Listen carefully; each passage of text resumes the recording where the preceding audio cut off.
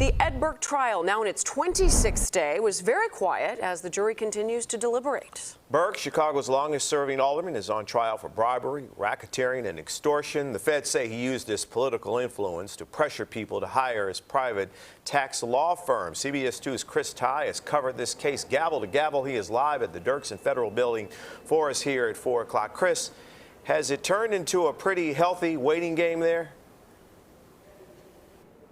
It has turned into a healthy waiting game, Jim. About 18 hours is where we're at right now. Yesterday, the jury had 2 questions for Judge Kendall. Today, no questions. It has been quiet up there on the 25th floor. So the question we have is, what can we read in to this waiting game? Joining me to try to decipher those tea leaves is CBS 2 legal analyst Irv Miller. Irv, we're at 18 hours on a case with 3 defendants and 4 schemes and over a dozen counts.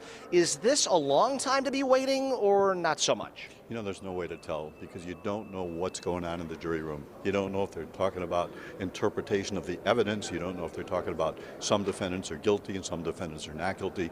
Some counts may be guilty counts, some counts may be not guilty. You have no idea what's going on behind that door. The longer this goes on, who do you think it bodes well for? You know, I don't believe in the theory that time makes a difference because jurors are all individually. They come up with their own reasons for doing their thing.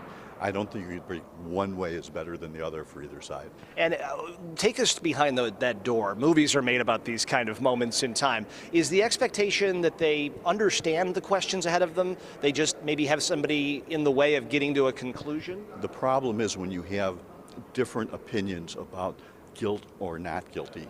If you have somebody who's saying, I'm not going to change my mind, and you're not going to convince that person, you may end up with a mistrial after a while in this particular case. And that is probably something that's keeping prosecutors up here if this keeps going on. Besides a not guilty verdict, that's their biggest fear. Okay, as we wait this out, we have Irv Miller here to help us out as we kind of navigate this very long waiting game that's into the 18th hour now. Again, jury deliberation could go through Friday. If it goes past Friday, they would have next week, Christmas week, off, and then they would come back the first week of the new year. But again, jury still up behind that closed door on the 25th floor here at Dirksen. For now, live at the Dirksen Federal Building, Chris Tye, CBS 2 News. Jim and Marie.